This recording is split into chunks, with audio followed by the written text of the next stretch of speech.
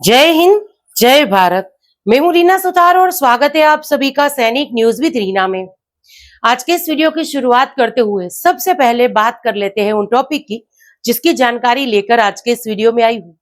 देखिए, मई महीने की पेंशन को लेकर बहुत सारे सवाल आ रहे हैं कि क्या मई महीने की पेंशन जो है वो बढ़ी हुई आएगी या जल्दी क्रेडिट होगी। तो चलिए आज के इस वीडियो में इसका जवाब जानते हैं। ये और इसके साथ साथ ऐसे पेंशनर्स जो 1 जनवरी 2026 से पहले रिटायर होकर आए हैं उनके लिए एक बहुत बड़ी खुशखबरी है। आज के इस वीडियो में एक लेटर शेयर करने वाली हूँ जो सीधे सीधे माननीय प्रधानमंत्री जी को लिखा गया है। इसके साथ हम बात करेंगे पेंशन मंत्रालय के एक लेटर के बारे में जो 21 अप्रैल को लिखा गया है। आज एक बहुत बड़ी मीटिंग होने जा रही है 8वें वेतन आयोग के तहत, तो बात इसके बारे में होगी। इसके साथ साथ कुछ कमेंट्स मैंने शामिल किए हैं जिनके माध्यम से इक्वल एमएसपी को लेकर सवाल पूछे गए हैं, चिल्ड्रन एजुकेशन को लेकर सवाल पूछे गए हैं और भी कुछ कमेंट्स हैं जिसको आज के इस मेरे वीडियो में मैंने शामिल किए हैं। और जब ये कमेंट्स का जवाब देने के लिए मैं कमेंट बॉक्स में देख रही थी तब देखिए बहुत सारे मुझे ऐसे कमेंट्स आए हैं जहां हमारे जो पेंशनर्स हैं उन्होंने मेरी एक गलती की तरफ मेरा ध्यान दोहराया है कि देखिए, जब मैंने मीटिंग्स की एक जानकारी दी थी कि 28, 29 और 30 अप्रैल को दिल्ली में मीटिंग हुई थी रंजना देसाई जी की अध्यक्षता में एनसी जेसीएम स्टाफ साइड के साथ, इसके साथ और भी बहुत सारे संगठन वगैरह शामिल थे। तो गलती से उसमें अप्रैल की जगह मैंने मई लिख दिया था। तो इस गलती की तरफ आप सभी ने मेरा जो ध्यान दोहराया उसके लिए मैं आपका धन्यवाद करती हूँ। और इससे मुझे ये पता चलता है कि कितनी ध्यान से आप इस चैनल को, इस वीडियो को देख रहे हैं। लेकिन इसके साथ एक बेहद ही अच्छी बात मुझे पता चली कि जो हमारी फैमिली पेंशनर्स है जो इस चैनल के साथ काफी मात्रा में जुड़ी है, उन्होंने एक साथ एक आवाज में इस बात पे सहमति जताई कि फैमिली पेंशन जो है वो 100% होनी चाहिए। और इसके साथ साथ हमारे जो सर्विस पेंशनर्स भाई हैं उनके भी बहुत सारे कमेंट्स हैं और उनका भी ये मानना है कि हमारी फैमिली पेंशनर्स की पेंशन जो है 100% होनी चाहिए। मुझे व्हाट्सएप पे इतने सारे मैसेज मिले हैं हमारे सर्विस पेंशनर्स भाइयों के कि मैम आपने जो फैमिली पेंशनर्स के लिए ये बात कही है कि उनकी पेंशन 100% होनी चाहिए, ये बात बिल्कुल सही है। तो आप सभी का धन्यवाद इस चैनल के माध्यम से जो मैं प्रयास कर रही हूँ उस पर मेरा समर्थन करने के लिए। उम्मीद करती हूँ कि 8वें वेतन आयोग की कमेटी के सामने भी आप ये बात जरूर से रखेंगे, वेबसाइट पर जाएंगे, क्वेश्चन के जवाब देंगे और अपनी ये जो मांग है कि हर एक फैमिली पेंशनर्स की पेंशन 100% होनी चाहिए, इस पर हमें जरूर से काम करना है। चलिए, इसी के साथ आज के इस वीडियो में आगे बढ़ते हुए आप सभी से निवेदन है कि वीडियो में अंत तक बने रहिएगा। इस चैनल के माध्यम से दी गई जानकारी अगर आप सभी लोगों के लिए यूजफुल रह रही है तो लाइक और शेयर कर दीजिएगा। इस वीडियो को हाइप करके हर एक कर्मचारी पेंशनर्स या फैमिली पेंशनर्स इस वीडियो की जानकारी पहुंचाइएगा। आप चाहें तो चैनल को ज्वाइन कर सकते हैं, लेकिन अगर अभी तक सब्सक्राइब नहीं किया है तो जल्दी से पहले चैनल को सब्सक्राइब करके नोटिफिकेशन ऑन करके फिर वीडियो को देखना कंटिन्यू करिए। तो चलिए, इसी के साथ आज के इस वीडियो की शुरुआत करती हूँ। देखिए, सबसे पहली बात कि में पेंशन आएगी बढ़ी हुई और 29 या 30 कब क्रेडिट होगी, इन दोनों ही सवालों के जवाब दे देती हूँ। देखिए, मई की पेंशन बढ़ी हुई आएगी, ये तो 2 दिन पहले के एक वीडियो में मैंने शेयर कर ही दिया था। और क्यों बढ़ी हुई आएगी, क्योंकि केंद्र सरकार के द्वारा डीए और डीआर दोनों का ही लेटर जारी हो चुका है। हमें 4 महीनों का एरियर भी मिल चुका है महंगाई भत्तों का। तो अब मई महीने की जो पेंशन है उसमें 60% की दर से जो है महंगाई भत्ता जुड़ेगा, यानी 2% की बढ़ोतरी कर दी गई है। तो ऐसे ये मई महीने की पेंशन जो है वो बढ़ी हुई आएगी। अब कितनी बढ़ोतरी होगी इस पेंशन में, अगर ये जानना चाहते हैं तो मेरे चैनल पर अलग से इसके लिए वीडियो मिल जाएगा, आप वो देख सकते हैं। तो इससे आपको पता चल जाएगा कि आपकी पेंशन में 400, 500, 1000 की तरफ जो है कितनी बढ़ोतरी हो रही है। लेकिन इसके साथ साथ जहां ये पूछा जा रहा है कि 29 या 30 पेंशन कब क्रेडिट होगी, क्योंकि सोशल मीडिया में कुछ एक ऐसे वीडियोस घूम रहे हैं जहां पर यह दावा किया जा रहा है कि मई महीने की पेंशन जो है वो जल्दी क्रेडिट होगी, क्योंकि 30 को शनिवार पड़ रहा है और 31 को संडे, तो दोनों ही दिन छुट्टी होगी। ये दावा करते हुए कहा जा रहा है कि पेंशन जो है 29 को हमारे खातों में क्रेडिट हो जाएगी। लेकिन देखिए, आप भी ये जानते हैं, मैंने वीडियोस में इसके बारे में बात की थी कि पेंशन बढ़ी हुई आएगी, पर 29 को आएगी या जल्दी आएगी मई महीने की पेंशन, इसको लेकर मैंने बात नहीं की। अगर रीजन की बात करूं तो जब तक स्पर्श टीम के द्वारा पेंशन क्रेडिट का एडवांस मैसेज नहीं आ जाता, पेंशन जल्दी आएगी, इसके बारे में बात करना सही नहीं रहेगा। 20 तारीख तक इंतजार करिए, 20-21 को स्पर्श टीम के द्वारा ये मैसेज आ ही जाता है, उसके बाद ये क्लियर हो जाएगा। पर मुझे ऐसा लगता है कि पेंशन जो है वो 30 को ही क्रेडिट होगी। अब ये जो है स्पर्श टीम के मैसेज के बाद ये सारी चीजें क्लियर हो जानी है। चलिए अब वीडियो में आगे बढ़ते हुए बात करते हैं ऐसे पेंशनर्स के लिए जो 1 जनवरी 2026 से पहले रिटायर होकर आए हैं और लगातार उनके मन में एक ही सवाल था, एक ही चिंता थी कि क्या हमें 8वें वेतन आयोग का लाभ मिलेगा, कहीं हमें 8वें वेतन आयोग के लाभ से वंचित तो नहीं कर दिया जाएगा। समय समय पर इस पर केंद्र सरकार भी हालांकि जवाब देती आई है कि किसी भी पेंशनर्स के साथ अन्याय नहीं होगा, लेकिन जो सरकार अपने बदलावों के लिए जानी जाती है, अब जब तक वेतन आयोग नहीं आ जाता, हमारी पेंशन में सही तरीके से बढ़ोतरी नहीं हो जाती, इस बात पर यकीन करना थोड़ा सा मुश्किल होता है। पर फिर भी देखिए जो प्रयास हो रहे हैं हम उसके बारे में बात कर रहे हैं। एक लेटर लिखा गया है माननीय प्रधानमंत्री जी को, चलिए उसकी जानकारी अब शेयर करती हूँ। ये लेटर जो है 7 अप्रैल 2026 को लिखा गया है एडवोकेट चंद्रशेखर जी द्वारा, जो संसद सदस्य है लोकसभा के।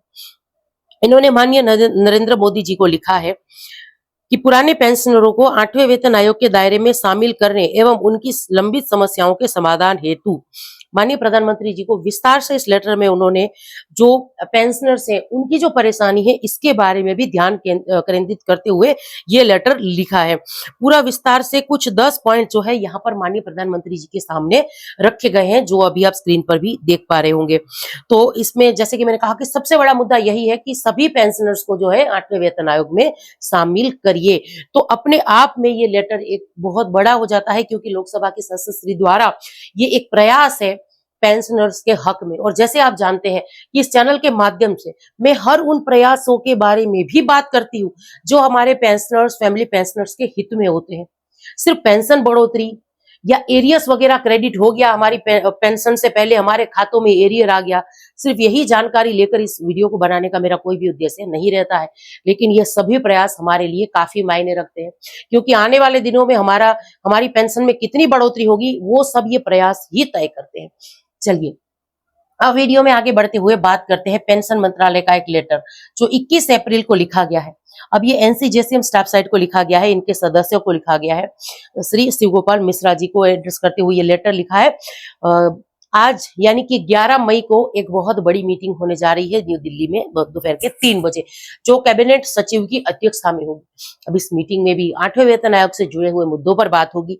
उम्मीद की जाएगी कि जो मेमोरेंडम सौंपा गया है वेतन आयोग की कमेटी को, उस पर जो है सही तरीके से काम हो। इसके साथ साथ केंद्र सरकार ज्यादा से ज्यादा कर्मचारी पेंशनर्स और फैमिली पेंशनर्स को फायदा पहुंचाए, ऐसे निर्णय ले।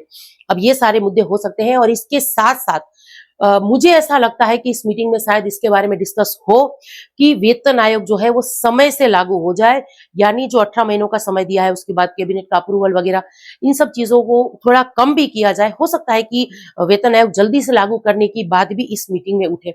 अब इस मीटिंग के बाद इसका क्या आउटकम निकल कर आ रहा है, उसके बाद श्री शिव गोपाल मिश्रा जी का मैसेज वगैरह भी आएगा इस मीटिंग की जानकारी देता हुआ, उसको भी हम अपने वीडियो में जरूर से शामिल करेंगे। चलिए इसी के साथ वीडियो में आगे बढ़ते हुए बात करते हैं 8 सीपीसी में एमएसपी को लेकर। कुछ कमेंट्स हमें आए हैं जहां पर हमारे एक पेंशनर्स पूछ रहे हैं कि इक्वल एमएसपी होगी या नहीं 8वें वेतन आयोग में, क्योंकि अभी अगर इसको लेकर बात कहूं तो कुछ सोशल मीडिया में कुछ ऐसे वीडियो घूम रहे हैं जो थंबनेल वगैरह में भी लिख रहे हैं कि एमएसपी जो है वो 8वें वेतन आयोग में इक्वल होगी। पर क्या ये संभव है? क्या ये डिसीजन जो है 8वें वेतन आयोग की कमेटी को लेना है कि सभी मतलब ओआरएस और जेसीओस को ऑफिसर्स के बराबर एमएसपी मिले? ये डिसीजन 8वें वेतन आयोग की कमेटी को लेना है। आप इस बारे में क्या सोचते हैं? कमेंट्स के माध्यम से जरूर से शेयर करिएगा। पर अभी इसका मैं जवाब दे दूं कि जहां ये पूछा जा रहा है कि देखिए ये कमेंट है कि मैडम एमएसपी को इक्वल एमएसपी को लेकर क्या है, क्या ये कोई प्रपोजल 8वें वेतन आयोग की कमेटी के सामने गया भी है या नहीं? तो देखिए जो प्रयास हो रहे हैं हमारे सैनिक संगठनों के द्वारा, हमारे भूतपूर्व सैनिक संगठनों के द्वारा जो प्रयास हो रहे हैं, इसमें इक्वल एमएसपी का मुद्दा भी शामिल है।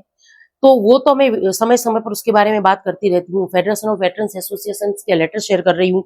अभी कल या परसों में एक बहुत बड़ा जो भूतपूर्व सैनिक संगठन है उसने जो डिटेल में एक लेटर लिखा है उसकी भी जानकारी लेकर आऊंगी। उस वीडियो में हम उसके बारे में बात करेंगे, क्योंकि बहुत बड़े बड़े मुद्दे उसमें शामिल है। उसमें भी इक्वल एमएसपी का मुद्दा शामिल है। लेकिन 8वें वेतन आयोग में एमएसपी को लेकर क्या रह सकता है, चलिए उसके बारे में हम बात करते चले। तो देखिए इक्वल एमएसपी तो नहीं, पर 8वें वेतन आयोग में एमएसपी में बढ़ोतरी जरूर हो सकती है। अब कैसे होगी ये फिटमेंट फैक्टर तय करेगा। और क्योंकि अभी हमारे पास कोई भी फिटमेंट फैक्टर का एक सटीक आंकड़ा नहीं है, सारी बातें अंदाजों पर चल रही हैं, अलग अलग रिपोर्ट्स अंदाजा लगा रहे हैं, तो उसी हिसाब से मैंने इस चार्ट को तैयार किया है। देखिए अभी मैं यहाँ ओवर्स और जेसीओस रैंक की बात कर रही हूँ और सर्विंग पर्सन की बात कर रही हूँ, जिनको 5200 रुपए मिल रहे हैं अभी एमएसपी के तौर पर, और जो पेंशनर्स हैं उनको इससे आधे मिलते हैं, उनकी आधे पेंशन में आधे जुड़कर आते हैं। पर यहाँ मैं हमारे सर्विंग पर्सन की बात कर रही हूँ, तो फिर बाद में ऐसा कमेंट्स नहीं आना चाहिए कि मैडम 5200 रुपए एमएसपी हमें अभी नहीं मिल रही। ये मिल रही है 5200 रुपए हमारे सर्विंग पर्सन को, पेंशनर्स को इससे आधी यानी 2600 रुपए मिल रही है। देखिए अगर एमएसपी जो है इसमें फिटमेंट फैक्टर जो है 8वें वेतन आयोग में 1.92 मिलता है, जो सबसे सटीक आंकड़ा है महंगाई भत्तों को देखते हुए, तो 5200 रुपए जो भी हाल फिलहाल हमें मिल रही है उससे मल्टीप्लाई करेंगे हमारे फिटमेंट फैक्टर यानी 1.92 को, तब हमारे पास अमाउंट आ रहा है 9984 रुपीज। ऐसे ही अगर केंद्र सरकार थोड़ी सी उदारता दिखाते हुए हमें फिटमेंट फैक्टर 2.28 देगी, तो जब हम 5200 रुपए को मल्टीप्लाई करेंगे 2.28 से, तब हमारे पास 11,856 का अमाउंट आ रहा है। ऐसे ही 2.57 फिटमेंट फैक्टर मिल रहा है, तो हालिया जो एमएसपी है इसको 2.57 से मल्टीप्लाई करने पर 13,364 रुपीज जो है हमें मिलेंगे। ऐसे ही अगर 2.86 मिलता है फिटमेंट फैक्टर, तो जब हमारी एमएसपी को मल्टीप्लाई करेंगे 2.86 से, तब 14,872 रुपीज का जो है अमाउंट मिल रहा है। फिर भी अभी 15,500 रुपए के आसपास की एमएसपी भी नहीं बन रही है। तो देखिए हम ये जो फिटमेंट फैक्टर का सिर्फ अंदाजा ही लगा सकते हैं, बाकी मांग तो यहाँ पर देखिए जो अलग अलग संगठन है उनके द्वारा 3.833 की रखी जा रही है फिटमेंट फैक्टर के तौर पर ये आप और हम सभी जानते हैं कि केंद्र सरकार से या वेतन आयोग की कमेटी के सामने जो भी फिटमेंट फैक्टर की मांग हम रखते हैं उतने पर वो सहमत नहीं होती है, इसमें कुछ कम ज्यादा जरूर से होने वाला है। अब ये सारी चीजें आने वाले दिनों में क्लियर होगी, पर क्योंकि इक्वल एमएसपी को लेकर जानकारी मांगी गई थी तो आज की इस वीडियो में इसको मैंने शेयर किया। चलिए अब वीडियो में आगे बढ़ते हुए दूसरा कमेंट देख लेते हैं। एक लिख रहे हैं कि चिल्ड्रन एजुकेशन अलाउंस का पैसा कब आएगा मैडम, कुछ इन्फॉर्मेशन दे दीजिए। देखिए काफी ऐसे पेंशनर्स हैं, फैमिली पेंशनर्स हैं जिनको चिल्ड्रन एजुकेशन अलाउंस का पैसा मिल गया है, जिनका भी क्लेम जो है अप्रूव हो गया था, उनको पैसों का भुगतान हो गया है। पर अभी भी कुछ ऐसे पेंशनर्स हैं, फैमिली पेंशनर्स हैं, जिनको ये पैसा नहीं मिला है। उनको क्या करना है, केएसबी की साइट पर जाकर आपको क्वेरी करनी है, केएसबी आपको इसके लिए रिप्लाई जरूर से करेगा। अगर एक हफ्ता वेट करिए क्वेरी करने के मतलब क्वेश्चन देने के बाद, मेल करने के बाद भी अगर केएसबी रिप्लाई नहीं करता तो सीपी ग्राम के थ्रू जल्दी से कंप्लेन दर्ज करा सकते हैं। चलिए सबसे आखिर में ये कमेंट देख लेते हैं। एक लिख रहे हैं कि हेलो गुड आफ्टरनून मैम, मेरी मम्मी की फैमिली पेंशन लगी है और उनका अभी तक स्पर्श में माइग्रेशन नहीं हुआ है। हमें काफी जगह ट्राई किया कंप्लेन करने का पर कुछ नहीं पाया, पीसीडीए में भी काफी कॉल्स की, बैंक से भी पता किया।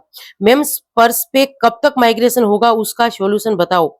मैम आपको कांटेक्ट कैसे कर पाएगा इसके बारे में भी बताइए, फोन नंबर या ईमेल शेयर करिए। सर मेरे ईमेल नंबर, ईमेल आईडी या फोन नंबर जो है आपको आसानी से मेरे चैनल पर मिल जाएंगे।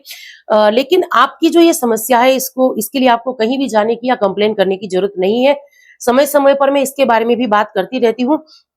अगर आपकी माताजी का माइग्रेशन स्पर्श में नहीं हुआ, कोई भी दिक्कत नहीं है, जब समय आएगा माइग्रेशन हो जाएगा, ये प्रोसेस खुद ब खुद होता है। इसके लिए किसी भी पेंशनर, फैमिली पेंशनर्स को प्रयास करने की जरूरत नहीं है।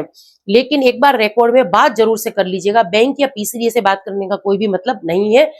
पर माइग्रेशन नहीं भी होता तो भी आपकी पेंशन नहीं रुकेगी, आप इस बात को लेकर निश्चिंत रहिए। पेंशन जो है आपके खातों में समय से आती रहेगी। तो चलिए यही कुछ जानकारी थी जिसको लेकर आज के इस वीडियो में आई थी। अब जानकारी आप सब लोगों को कैसी लगी कमेंट्स के माध्यम से जरूर से शेयर करिएगा। इसी के साथ आज के इस वीडियो से विदा लेती हूँ। जय हिंद।